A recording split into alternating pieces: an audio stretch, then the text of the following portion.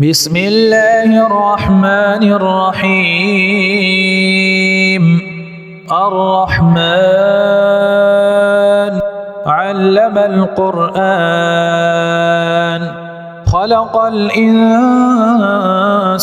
علمه البيان الشمس والقمر بحسبان والنجم والشجر يسجدان والسماء رفعها ووضع الميزان ألا تطغوا في الميزان وأقيموا الوزن بالقسط ولا تخسروا الميزان والأرض وضعها للأنام فيها فاكهة والنخل ذات الأكمام والحب ذو العصف والريحان فبأي آلاء ربكما تكذبان خلق الإنسان من صلصال كالفخار وخلق الجان من مارج من نار فبأي آلاء ربكما تكذبان رب المشرقين ورب المغربين فبأي آلاء ربكما تكذبان مرج البحرين يلتقيان بينهما برزخ لا يبغيان فبأي آلاء ربكما تكذبان يخرج منهما اللؤلؤ والمرجان فبأي آلاء ربكما تكذبان وله الجوار المنشآت في البحر كالأعلام فبأي آلاء ربكما تكذبان كل من عليها فان ويبقى وجه ربك ذو الجلال والإكرام فبأي آلاء ربكما تكذبان يسأله من في السماوات والأرض كل يوم هو في شأن فبأي آلاء ربكما تكذبان سنفرغ لكم أيها الثقلان فبأي آلاء ربكما تكذبان يا معشر الجن والإنس إن استطعتم أن تنفذوا من أقطار السماوات والأرض فانفذوا لا تنفذون إلا بسلطان فبأي آلاء ربكما تكذبان يرسل عليكما شواظ من نار ونحاس فلا تنتصران فبأي آلاء ربكما تكذبان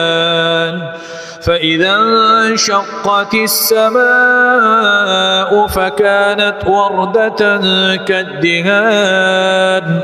فبأي آلاء ربكما تكذبان فيومئذ لا يسأل عن ذنبه إنس ولا جان فبأي آلاء ربكما تكذبان يعرف المجرمون بسيماهم فيؤخذ بالنواصي والأقدام فبأي آلاء ربكما تكذبان هذه جهنم التي يكذب بها المجرمون يطوفون بينها وبين حميم آن فبأي آلاء ربكما تكذبان ولمن خاف مقام ربه جنتان فبأي آلاء ربكما تكذبان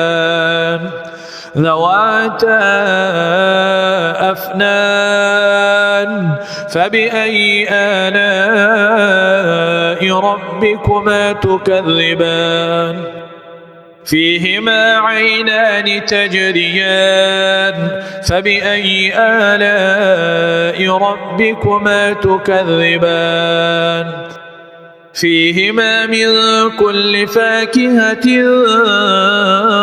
زوجان فبأي آلاء ربكما تكذبان متكئين على فرش بطائنها من استبرق وجنى الجنتين دان فبأي آلاء ربكما تكذبان فيهن قاصرات الطرف لم يطمثهن إنس قبلهم ولا جان فبأي آلاء ربكما تكذبان كأنهن الياقوت والمرجان فبأي آلاء ربكما تكذبان هل جزاء الإحسان إلا الإحسان فبأي آلاء ربكما تكذبان ومن دونهما جنتان فبأي آلاء ربكما تكذبان مدهامتان فبأي آلاء ربكما تكذبان فيهما عينان نضاختان فبأي آلاء ربكما تكذبان فيهما فاكهة ونخل ورمان فبأي آلاء ربكما تكذبان فيهن خيرات حسان فبأي آلاء ربكما تكذبان حور مقصورات في الخيام فبأي آلاء ربكما تكذبان لم يطمثهن إنس قبلهم ولا جان فبأي آلاء ربكما تكذبان متكئين على رفرف خضر وعبقري حسان فبأي آلاء ربكما تكذبان تبارك اسم ربك ذي الجلال والإكرام